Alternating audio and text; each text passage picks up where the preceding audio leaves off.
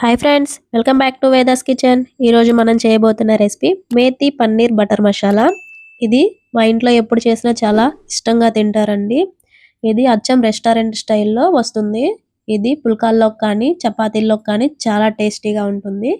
ఇప్పుడు మనం రెస్టారెంట్ స్టైల్లో ఎలా చేయాలో చూద్దాం.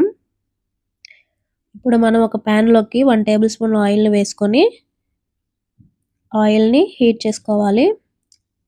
ఆయిల్ హీట్ అయిన తర్వాత మనం ముందుగా వాష్ చేసి పెట్టుకున్న మెంతికూరను ఆయిల్లో వేసుకొని డీప్ ఫ్రై చేసుకోవాలండి.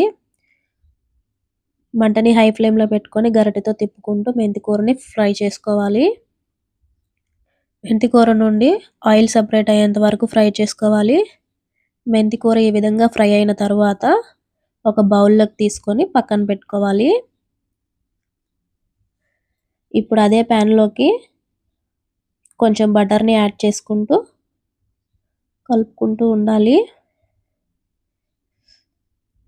బటర్ మొత్తం కరిగిన తర్వాత మనం ముందుగా కోసి పెట్టుకున్న ఉల్లిపాయ ముక్కల్ని ప్యాన్లో వేసుకొని బాగా గరిటెతో కలుపుకుంటూ ఫ్రై చేసుకోవాలి.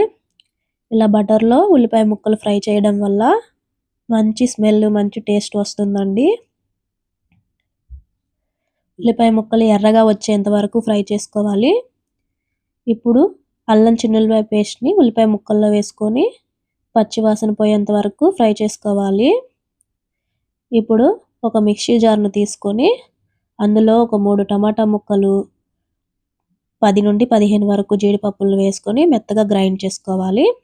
ఇలా పేస్ట్గా చేసుకున్న టమాటా పేస్ట్ని ఉల్లిపాయ ముక్కల్లో వేసుకొని మంటని లో ఫ్లేమ్లో పెట్టుకొని గరిటెతో కలుపుకుంటూ గ్రేవీని బాగా ఉడకనివ్వాలండి.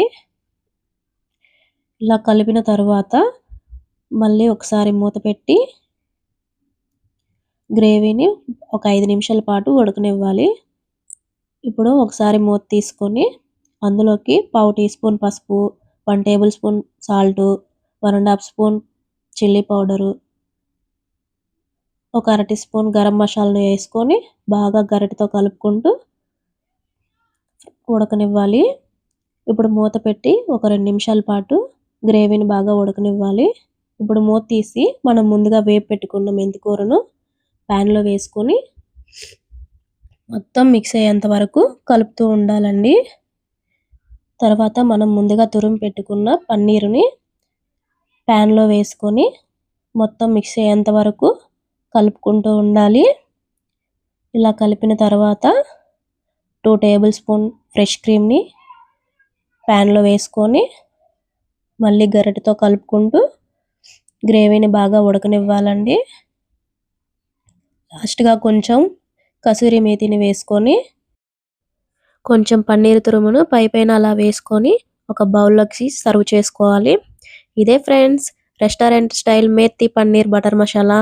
ఇది చపాతీల్లో కానీ పుల్కాల్లో కానీ చాలా టేస్టీగా ఉంటుంది ఫ్రెండ్స్. మీరు కూడా ఒకసారి ట్రై చేయండి. మీకు ఎలా వచ్చిందో కామెంట్లో మాకు తెలపండి.